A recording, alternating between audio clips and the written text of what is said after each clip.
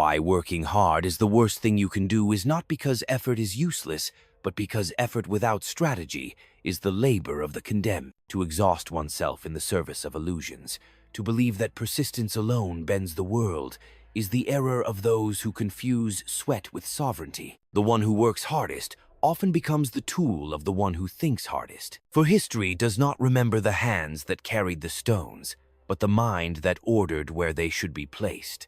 The machinery of power is not moved by toil, it is moved by calculation. A ruler who works harder than his ministers reveals weakness, for he shows he cannot command labor but must join it. Hard work makes you visible, but strategy makes you indispensable. The masses are taught to glorify labor, because labor keeps them docile. The wise ruler learns to see labor not as virtue, but as necessity, something to be organized, directed, and exploited, never something to be worshipped. There is a cruelty hidden in hard work. The man who believes it will deliver him to freedom discovers too late that he has chained himself to an endless wheel. To escape that wheel, one must work not harder but colder. One must detach from the illusion that merit guarantees reward. Merit is nothing without manipulation. Loyalty is nothing without fear. Effort is nothing without control of appearances. The great game of survival is not won by the one who rises earliest or sleeps latest, but by the one who knows when to move and when to wait, when to spend strength and when to conserve it. A lion does not chase every deer. He chooses the weakest, waits for the right moment, and strikes once. The fox does not dig tirelessly. He studies the terrain and slips through unseen. Hard work is blindness. Strategy is vision. To lead is to understand that the world rewards not sacrifice, but mastery. Those who work hardest are consumed by the machine. Those who work wisely learn to command it. Do not aspire to be the engine. Aspire to be the architect. The worker sweats. The ruler decides. The people labor. The prince endures. And between them lies the eternal truth. In the theater of power, effort is the mask of the obedient, while calculation is the crown of the sovereign. Do not be deceived. Hard work will keep you alive, but only strategy will make you remembered. To cling to hard work as the highest virtue is to misunderstand the economy of power. Power is not gained by endless exertion, but by the precision of placing effort where it will multiply. The ruler who believes that tireless labor makes him respected will find himself despised, for respect is won not by visible strain, but by invisible control. The true sovereign learns to disguise effort, to make his victories appear inevitable, as if the world itself conspired to serve his command. Those who are seen sweating for their gains are mistaken for servants of fortune, while those who achieve in silence are feared as masters of fate. The hardest workers in any age are the most easily replaced, for their labor is interchangeable. They can be praised as diligent, but they are forgotten as individuals. The strategist, however, cannot be replaced, because his vision creates the shape of the labor itself. When a ruler enters the field of power, his task is not to prove his endurance, but to orchestrate the endurance of others. In this, one finds the paradox. The more one learns to withdraw from blind labor, the more one commands the labor of thousands. To work hard without clarity is to live as a soldier lost in a fog, marching endlessly with no sight of the battlefield. He exhausts himself but achieves nothing, and his life becomes a monument to futility. The general, by contrast, conserves his strength until the moment comes, then directs his soldiers to one decisive point. One strike, well placed, outweighs years of meaningless toil. This is the lesson hidden in the cruelty of history. The world belongs not to those who bleed the most, but to those who understand where blood must be spilled. In the theater of ambition, appearances matter more than sacrifice. The people admire the illusion of effortlessness. They trust a ruler who acts as if destiny bends toward him, not one who appears burdened by constant struggle. The sovereign must hide his labor beneath a mask of composure, so that his commands feel like the natural order of things. The moment he reveals sweat, he loses mystique, and mystique is worth more than toil. Hard work is a virtue designed to tame the masses, to keep them chained to their posts while believing in the nobility of suffering. But power requires a different creed, not suffering, but shaping, not labor, but leverage.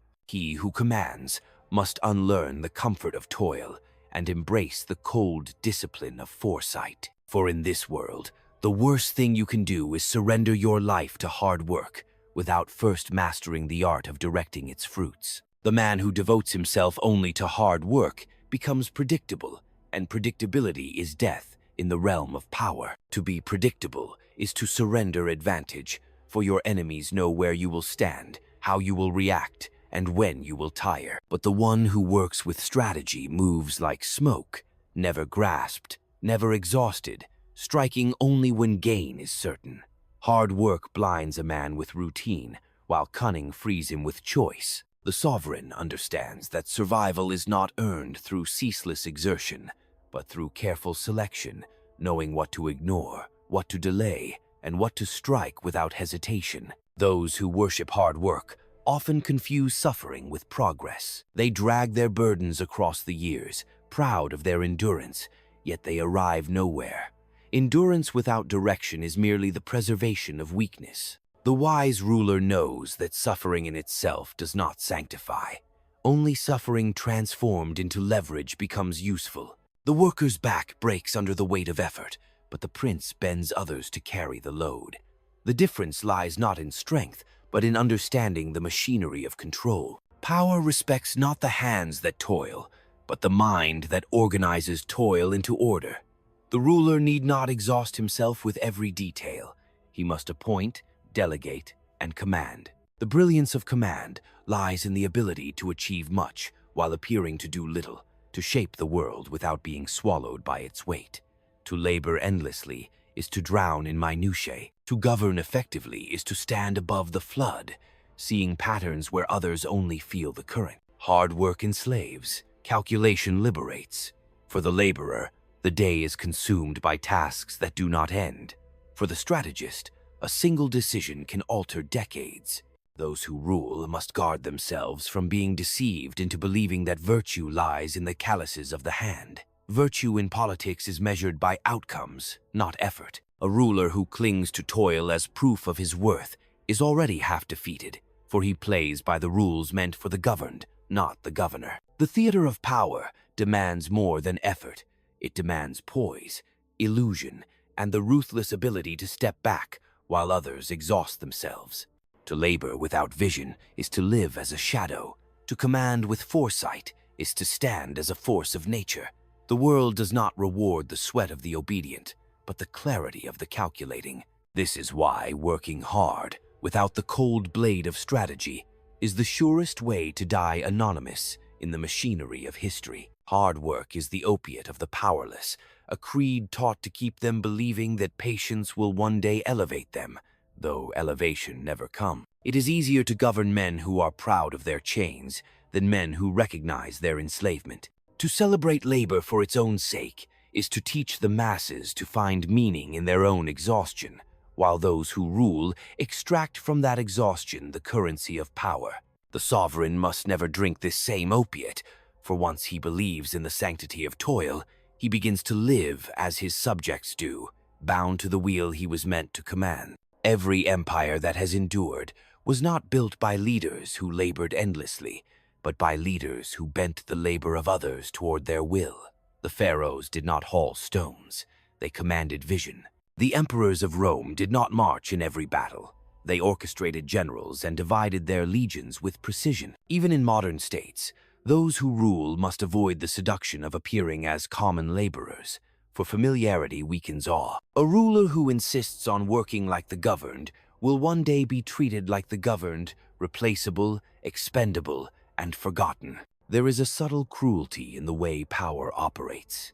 It does not reward effort directly, but punishes inefficiency mercilessly. One mistake in calculation can undo years of work. One poorly judged alliance can destroy decades of planning. Thus, the wise ruler conserves his strength, like a predator watching from the shadow. The herd may graze, running themselves ragged across the field, but the predator waits for the one moment when all their exhaustion makes them vulnerable. That single strike brings more than all the running of the herd combined. To reject hard work as a creed is not to embrace idleness, but to embrace discipline. the discipline of clarity, of ruthless prioritization, of silence when action would waste strength. Those who burn themselves in constant labor cannot see far. Their vision narrows to the task before them. But those who step back, who rise above the noise, see the battlefield in its entirety, and with one gesture, one command, shift the fate of thousands. So understand this truth. The dignity of toil is a story told to keep you docile. The reality of power is that labor is a tool, not a destiny. To work hard without command is servitude. To command without calculation is chaos. But to wield the labor of others through vision, fear, loyalty, and deception, that is sovereignty. And sovereignty cannot be earned by sweat. It can only be taken by strategy. The world disguises its hierarchies beneath the language of merit. It whispers that if you work hard enough, opportunity will reveal itself. Yet opportunity does not reward the worker. It rewards the one who seizes control of the distribution of rewards. The ladder of ambition is not climbed by hands blistered from effort, but by minds sharpened through foresight. To place faith in merit alone is to wait for recognition that may never arrive. For recognition is not granted, it is engineered, forced, or taken. Consider how quickly the value of labor decays. What was prized yesterday becomes cheap tomorrow, as new hands arrive to perform the same task with equal strength. Labor is abundant, and abundance breeds insignificance. But vision, rare and difficult to imitate, remains irreplaceable. This is why rulers are remembered while workers are not. The ruler understands the economy of scarcity. Labor is infinite, but foresight is rare, and rarity is where power resides. Hard work blinds the ambitious to the stage on which they move. They see only their task, never the curtain, never the audience, never the script that governs their every act. Power, however, belongs to those who write the script, who control the stage, who decide which role each player must assume. The worker is a character, bound to the plot written for him. The sovereign is the playwright, free to erase, rewrite, and recast at will. To believe that work alone can change destiny is to mistake yourself for author when you are only actor. The cruelty of history is that it does not forgive wasted effort. Nations, like men, can toil for centuries and achieve nothing of permanence, while a single generation led by a calculating mind reshapes the world. This is why time is the true currency of rule. Hard work spends it recklessly. Strategy invests it with precision. Every action must be weighed not by the labor it demands, but by the leverage it creates. The ruler measures not the hours he works, but the outcomes he secures. For outcomes alone carve names into the stone of memory. So the lesson is simple, though merciless. Work hard, and you may survive. Work wisely, and you may rule. The world will always need laborers to maintain its order, but the sovereign cannot afford to live as one. To embrace hard work as destiny is to submit to the role of servant in the grand theater of power. To reject it and embrace strategy is to step into the role of master, where destiny is not awaited but designed. A king who wakes before dawn to tend his own fields may win the love of peasants, but he will lose his throne to rivals who use his absence to plot. It is not his sweat in the soil that secures the kingdom, but his vigilance over the ambitions of men who covet the crown. The soldier who spends his life sharpening his blade without studying the terrain may fight bravely, yet he will be slaughtered by one who positions troops with foresight. A merchant who counts every coin with diligence, but fails to see the shifting tides of trade, is ruined overnight by a competitor who anticipates the winds of fortune. History overflows with examples where labor blinded men to the currents of power. The artisans of Florence poured their skill into works of beauty. Yet it was the Medici, through cunning finance and manipulation of alliances, who ruled the city. The builders of Rome raised monuments of stone, but the Caesars, untouched by dust, carved their names into eternity. In the factories of the industrial age, men broke their bodies for pennies, while the barons of industry, sitting in quiet rooms, wrote contracts that dictated the lives of millions. Even in war, where courage and endurance are praised, the victor is not always the one who fights hardest, but the one who fights with guile. Hannibal crossed the Alps with elephants, not by outworking Rome, but by outthinking it, striking at its pride and fear. Centuries later, small nations resisted vast empires not through endless toil, but through asymmetry, hitting where the giant was blind, retreating where he was strong, teaching the world that cleverness can humiliate even overwhelming force. The corporate towers of the modern age echo these truths. The employee who answers every email, attends every meeting, and stays late at his desk believes he climbs the ladder. Yet, it is the one who cultivates silence, who appears only when necessary, who builds alliances in shadows, who positions himself near power without seeming to grasp at it. He is the one chosen for advancement. The sweat of the many becomes the stepping stone of the few. There is also the matter of appearances, where effort can betray weakness. A ruler who insists on being seen constantly at work risks looking insecure, desperate to prove worth. But a ruler who vanishes into mystery, emerging only with decisive gestures, commands more reverence. Napoleon studied more than he marched, striking with swiftness when others mistook his silence for inactivity. Leaders in every field learn this lesson. One calculated move, made at the right time, outweighs years of blind exertion. Thus, the examples are endless, repeating across centuries, cultures, and empires. The hardest workers become the bones that pave history's roads, while those who strategize walk upon them. The truth is merciless yet clear. Labor sustains the world, but only strategy reshapes it. The farmer who tills his land from sunrise to dusk may feed his family, but he will never own more than the soil beneath his feet. The landlord, who scarcely touches the plow, commands dozens of such farmers and multiplies his wealth without sweat. In every age, those who confuse effort with mastery remain bound to the earth, while those who convert labor into leverage ascend above it. The scholar who memorizes every page of a text can recite knowledge endlessly, yet it is the one who applies a single principle to bend men's behavior who becomes advisor to kings. The bureaucrat who drowns himself in papers proves his diligence, but is discarded when the ruler needs clarity, not clutter. But the minister who speaks sparingly, offering one sharp insight at the right moment, secures a place at the ruler's side for decades. Consider also the difference between invention and domination. Many inventors work tirelessly in obscurity, only for their creations to be seized by financiers who understood contracts better than machines. Nikola Tesla toiled in genius, but Thomas Edison maneuvered in politics and patents. Hard work built the brilliance, but cunning claimed the profit.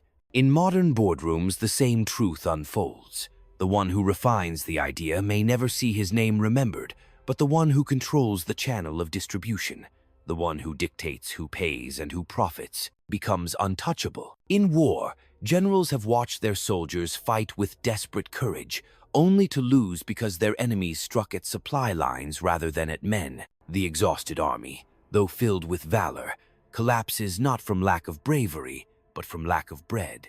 Thus, one side works harder, bleeds more, and yet still succumbs to the quiet calculation of an enemy who chose to starve rather than confront. Even in revolutions, the pattern repeats. The people labor in the streets, shouting, dying, believing they seize freedom with their effort. But when the dust settles, power rarely rests with the masses who sweated in the struggle. It falls instead to the faction that organized, concealed, and manipulated during the chaos. The revolutionaries who worked hardest often end up devoured by the very governments they helped create, while those who maneuvered quietly in the background emerge as rulers. The tragedy is constant. The hardest workers become instruments of someone else's vision. They are told that virtue lies in their sweat, that sacrifice assures their legacy. But history does not preserve their names. It preserves the names of those who turned that sweat into stone walls, armies, treasuries, and dynasties. This is the cruelty of power's arithmetic effort. Without control dissolves into nothingness, while strategy multiplies into permanence. To pursue power without the weight of endless labor is to embrace the discipline of distance. One must learn when to withhold presence, when to let others burn themselves with effort while conserving one's own strength. This restraint is not laziness but weaponized patience, for time itself becomes an ally to the one who refuses to squander it on tasks unworthy of command. A ruler must also master the art of redirection.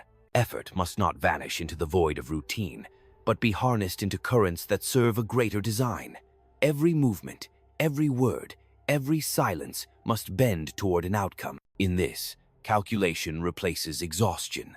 The ruler must treat his energy as a treasury, spending it only where return is certain, never where it merely satisfies the vanity of appearing busy. Control is not about adding more weight upon one's own shoulders, but about balancing the burdens across the shoulders of others. The sovereign stands not as the strongest worker, but as the pivot upon which all labor turns. To achieve this, he must shape loyalties, instill fears, and engineer dependencies, so that the labor of others flows naturally toward his ends without constant intervention. One must understand that effort, once seen, becomes a performance. Appearances must be managed carefully, so that even moments of strain are interpreted as deliberate gestures rather than signs of weakness. The sovereign does not reveal fatigue. He transforms it into theater, ensuring that perception remains aligned with authority. The appearance of ease strengthens command, while the appearance of struggle diminishes it.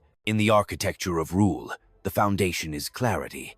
Without clarity, effort disperses like smoke. With clarity, even the smallest act carries weight, because it is chosen, not forced. The sovereign, who knows his direction, does not need to work hardest. He needs only to work precisely, cutting through the chaos of competing ambitions with the sharpness of inevitability. Thus, the path of power is not forged by sweat, but by silence, not by toil, but by timing, not by endless effort, but by ruthless selection. To reject the creed of hard work is not to reject discipline.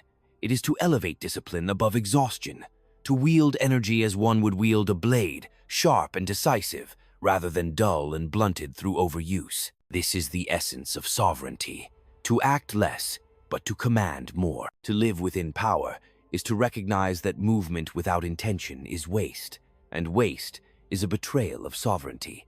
Each gesture must carry consequence.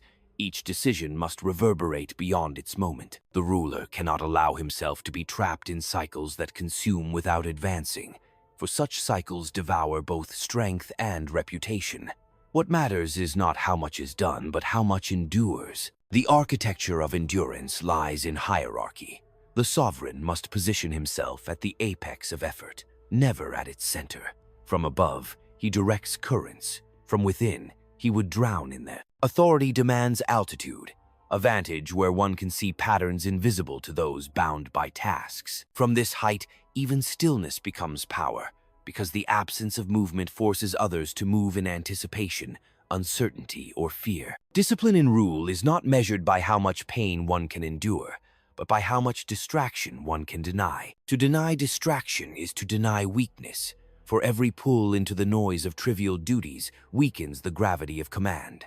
True power isolates itself from the trivial. It sharpens focus on the levers that shift multitudes, ignoring the rest as dust beneath the current of history. The sovereign must also cultivate detachment from his own labor.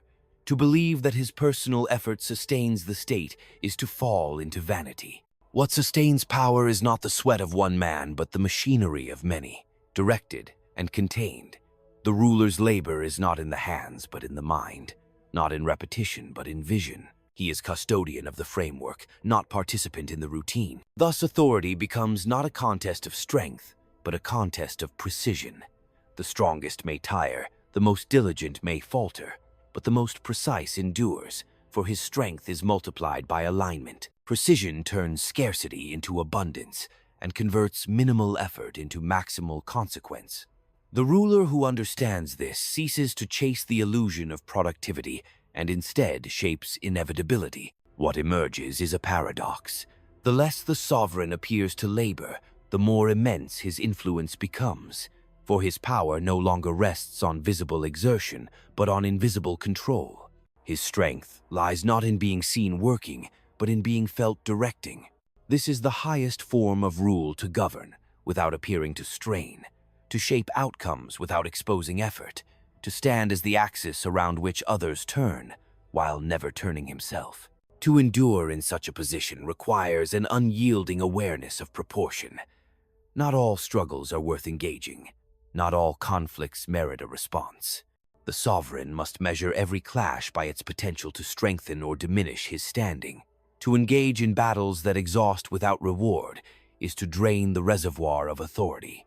To abstain from them is to preserve strength for the contests that define destinies. In this way, inaction becomes as deliberate as action, and silence becomes as commanding as speech. The machinery of control depends not on visible effort, but on invisible architecture. Structures of loyalty, systems of fear, layers of dependency, all these must be arranged so that power flows naturally back to its source. When this structure is intact, the sovereign does not need to exert himself constantly, for the current of necessity carries the obedience of others. When the structure weakens, no amount of personal labor can compensate for the erosion of authority. Discipline, then, is not simply endurance.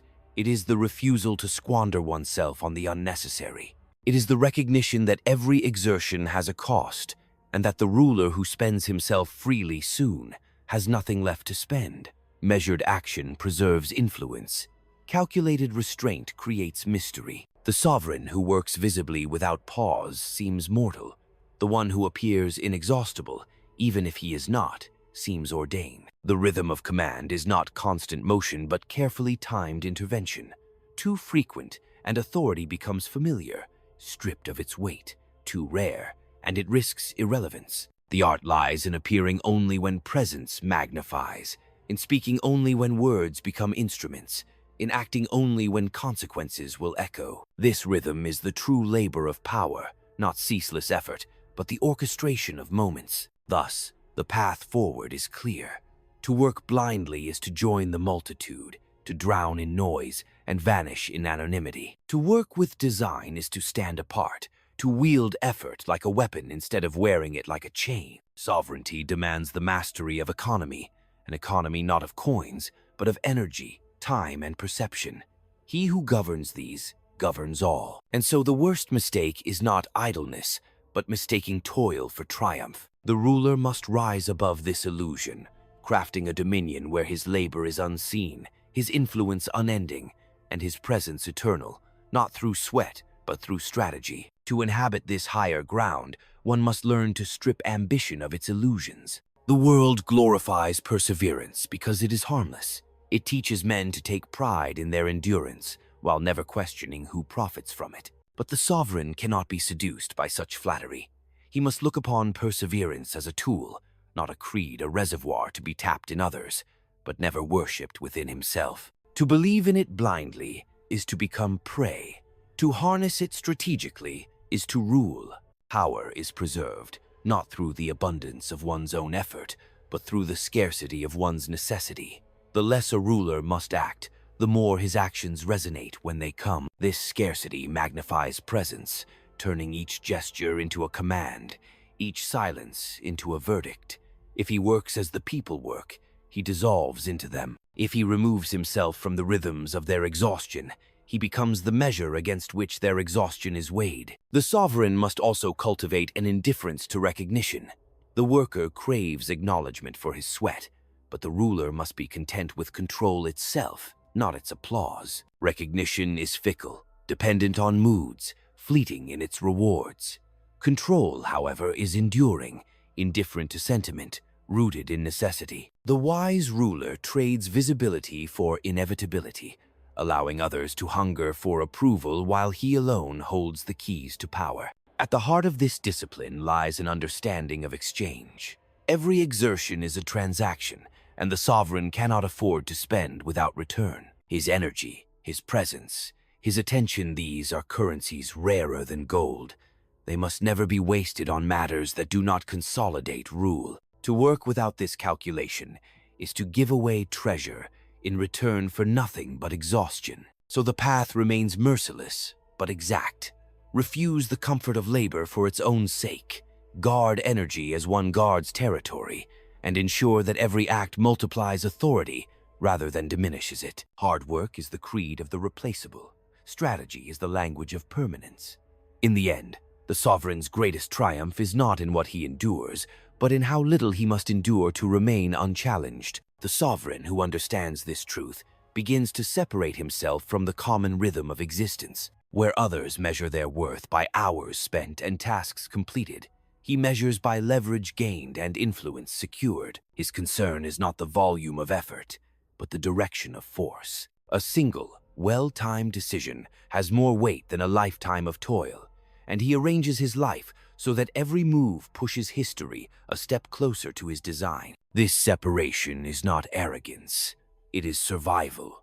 To live among the governed as they live is to invite their fate. To think as they think, to labor as they labor, is to descend into the anonymity from which rulers are meant to rise. Authority demands distance, a different tempo, a refusal to be consumed by the distractions that ensnare the multitude. The sovereign cultivates this distance not to scorn those below, but to ensure that his vision is never lost in the dust of their struggles. In such a position, restraint becomes more valuable than exertion. The temptation to act, to prove, to respond to every demand must be resisted. For every unnecessary action dilutes authority. Every needless gesture reveals vulnerability. The ruler must master the art of absence, appearing only when presence shifts the balance, speaking only when words decide the course of events. By limiting his exposure, he expands his impact. Power also requires coldness, not in cruelty but in clarity, attachment to labor, to recognition, to the vanity of appearing indispensable, clouds judgment. The sovereign must detach from these illusions, seeing labor for what it is, a resource to be directed, not a virtue to be worshipped. He must view himself not as worker but as axis, around which the movements of others turn.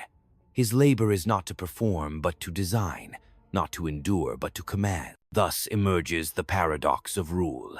The less the sovereign is seen to strive, the more his strength appears inexhaustible. His stillness becomes a kind of immensity, his restraint a sign of hidden depths. The people, unable to measure his effort, come to believe it limitless. This belief strengthens obedience more than any display of sweat ever could. What matters is not that he labors, but that his presence carries the weight of inevitability. And so he rises above the creed of hard work, not by rejecting discipline, but by refining it into something colder, sharper, more enduring. He ceases to be a participant in labor and becomes instead the architect of its flow, the unseen hand that shapes the destiny of those who toil. In this, he finds the essence of sovereignty, not to join the struggle, but to define it. To define the struggle is to own it. When a ruler dictates what matters and what does not, he determines where the energy of the multitude will be spent. The governed may believe they are pursuing their own interests, but their sweat is already claimed by the invisible architecture he has drawn. This is why the sovereign cannot afford to immerse himself in the same exhaustion, because his role is not to participate, but to direct, not to suffer under the weight, but to shape the burden itself. Every system of power rests on this hidden division. Those below believe effort is virtue, while those above know that effort is currency. The sovereign sets the terms of its exchange. By doing so, he converts the endless motion of others into the stillness of his own strength. His endurance is preserved precisely because theirs is consumed. This is not exploitation alone, it is necessity. For without this structure, the ruler descends into the chaos of competing labors, indistinguishable from those he governs. Clarity, then, becomes the sovereign's shield. He cannot be deceived into believing that visible exertion equals authority. Authority is not earned in sweat, but in the orchestration of perception and necessity. When people see him as the axis upon which their world turns, his position is secured, regardless of how little or how much he appears to labor. It is not effort they obey, but inevitability. This inevitability is cultivated through discipline of absence, rhythm of intervention, and economy of force. To conserve energy is to preserve command. To act only when the return is certain is to strengthen mystique. In this way, the sovereign transforms time into his servant. For while others exhaust themselves daily, his power grows quietly, sharpened by restraint, magnified by precision. Thus, the path diverges. One may work as the multitude works, grinding endlessly against the wheel, or one may rise above the wheel, mastering its turn without being caught in its motion. The first path guarantees exhaustion and obscurity. The second, if pursued without hesitation, offers dominion. And so the truth stands without apology.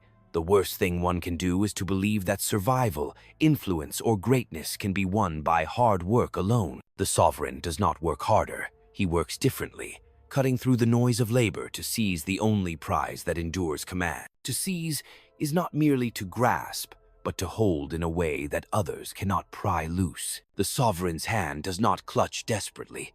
It closes with certainty, knowing that what has been claimed is already secured by structure, perception, and necessity. This act of seizing is not frantic labor, but the calm violence of inevitability. It requires no frenzy, no visible strain, only the alignment of forces, so that when the moment arrives, possession feels natural, as if fate itself delivered it. This is why the ruler cannot dilute his essence in endless exertion. To struggle constantly is to confess fragility, to reveal that one's place is not assured. The sovereign must instead embody permanence. He must stand as if rooted, so that others orbit him without question. Even when he exerts himself, it must not appear as labor but as declaration, a demonstration of control rather than survival. The danger of work for its own sake is that it becomes an addiction.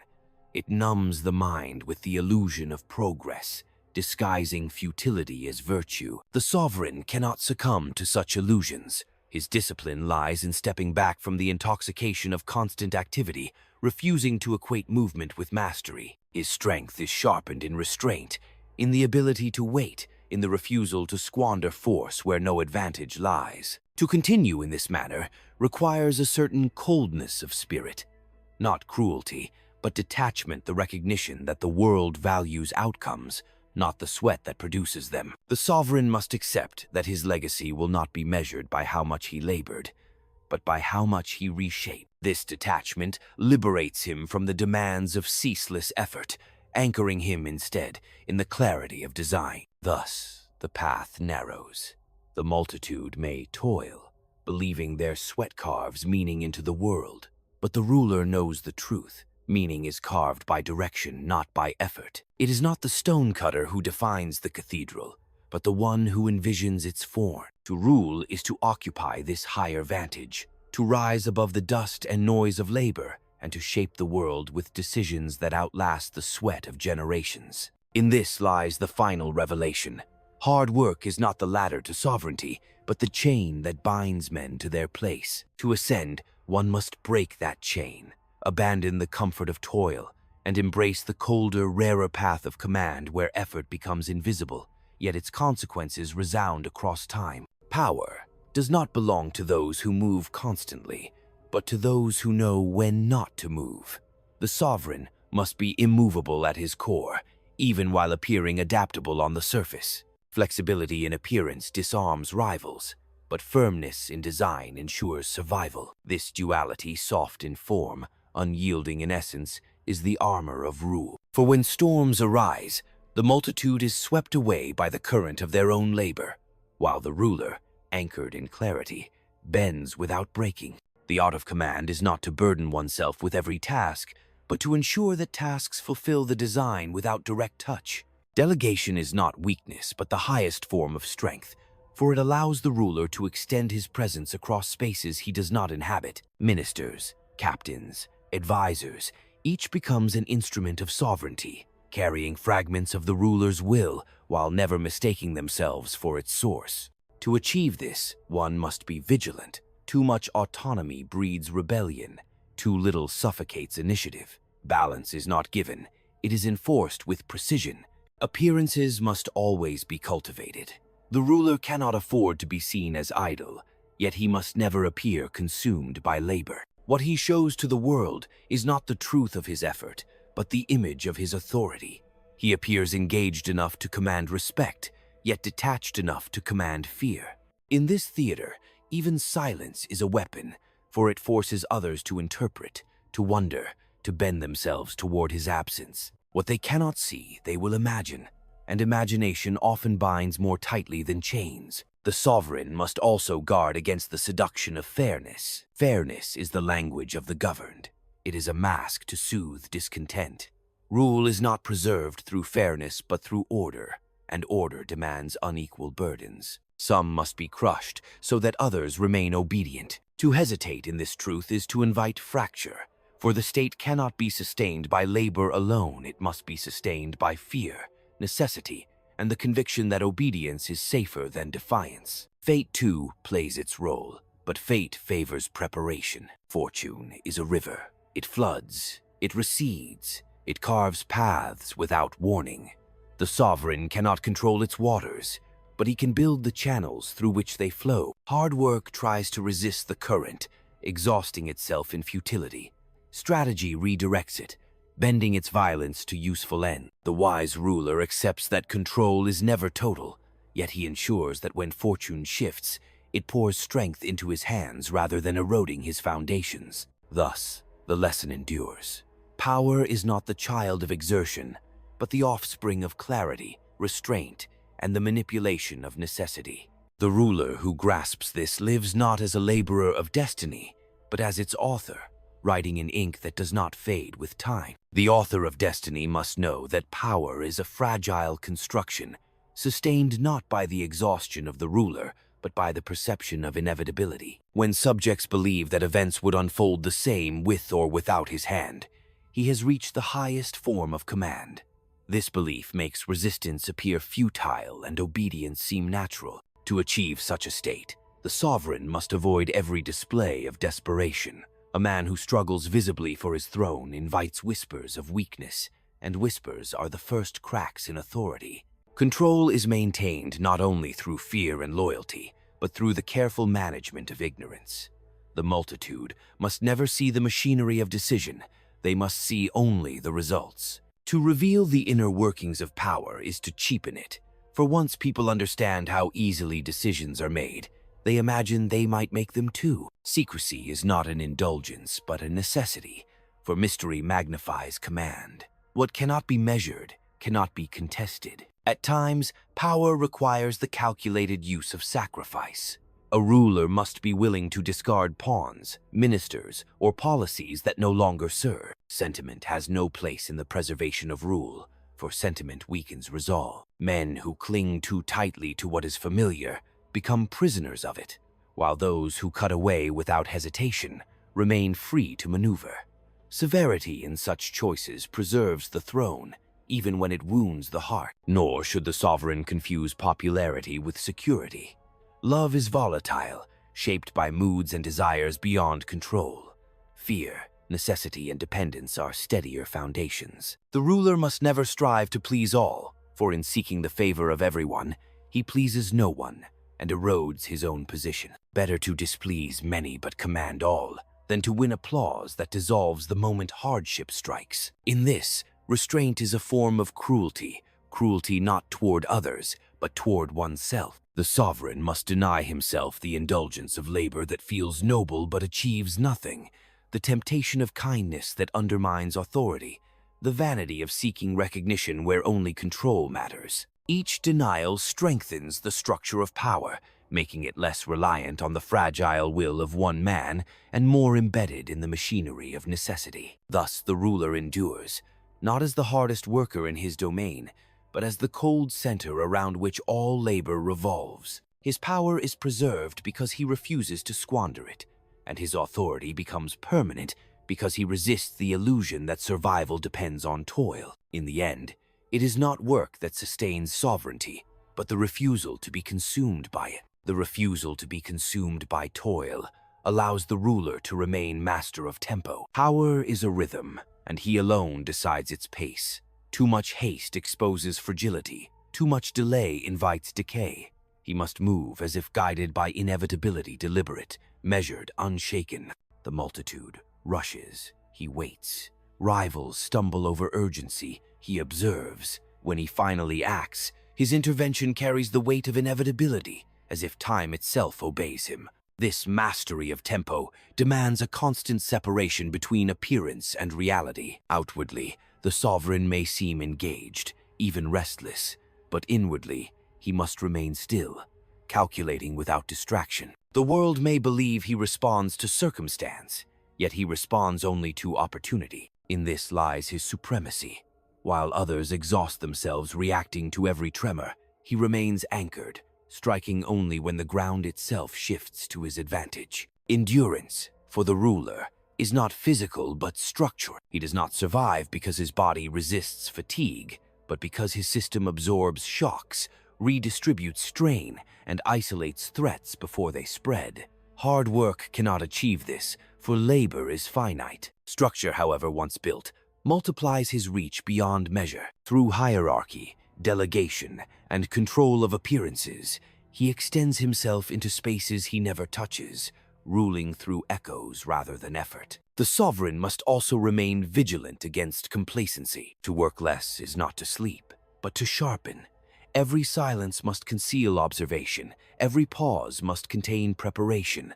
For rivals watch ceaselessly, eager for signs of weakness. If his stillness is misread as idleness, his throne trembles. If his stillness is perceived as control, his throne becomes unshakable. Thus, he must cultivate a presence that demands interpretation, forcing others to waste their energy deciphering him while he conserves his own. In this manner, sovereignty becomes less about labor and more about atmosphere. Authority is felt rather than seen, sustained not by visible exhaustion but by invisible gravity. The ruler does not chase loyalty. He creates a climate where loyalty seems safer than betrayal. He does not beg for obedience. He arranges the world so that disobedience appears impossible. Such is the highest form of power, effortless in appearance, merciless in design, untouchable in execution. It is not built by the calluses of the hand, but by the discipline of the mind.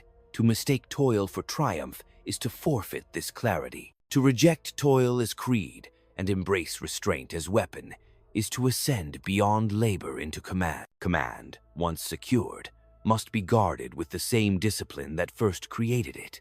The sovereign cannot indulge in excess, for excess reveals weakness as surely as exhaustion. He must calculate how much to reveal, how much to conceal, how much to give, how much to take. Each gesture, each decree must carry meaning beyond itself, for meaningless actions dilute the gravity of rule. To act without consequence is to squander authority.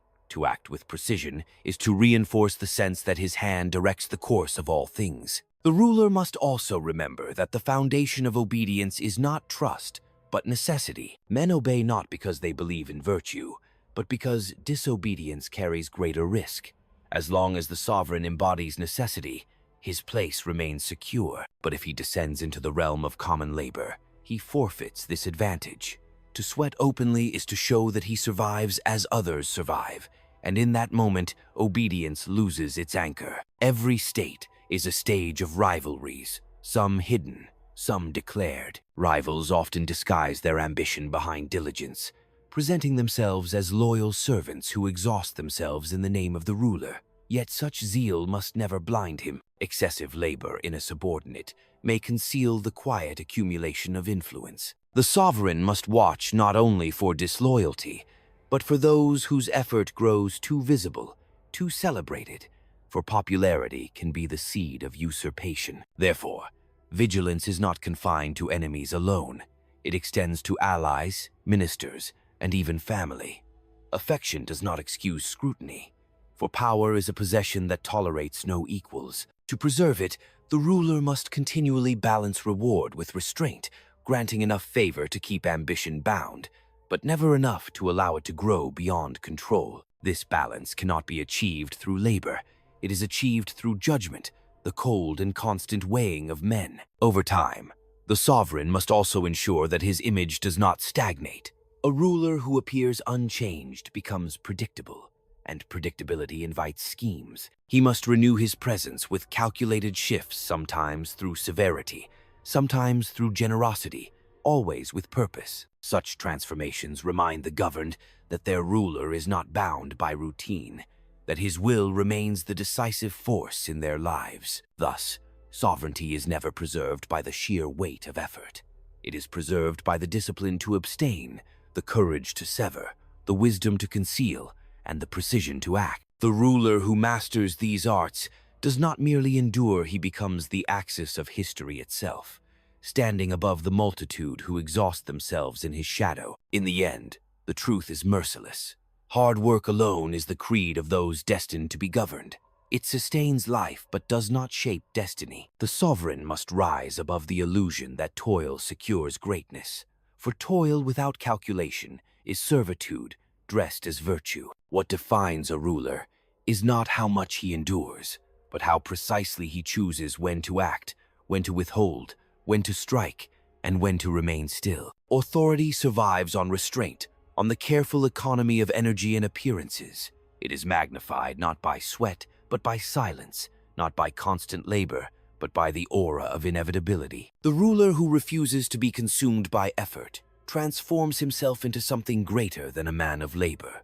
He becomes the axis around which others move, the architect of necessity, the embodiment of order. Thus, the lesson is carved into stone. To work endlessly is to vanish into the multitude. To govern wisely is to appear effortless while commanding all. The sovereign does not seek recognition, nor does he waste strength proving his worth. His triumph lies in permanence, in the ability to bend the current of fortune toward his hand without drowning in its flow. So abandon the creed of labor as salvation. It will bury you nameless in the dust of history. Instead, embrace the colder path. Measure, restrain, command.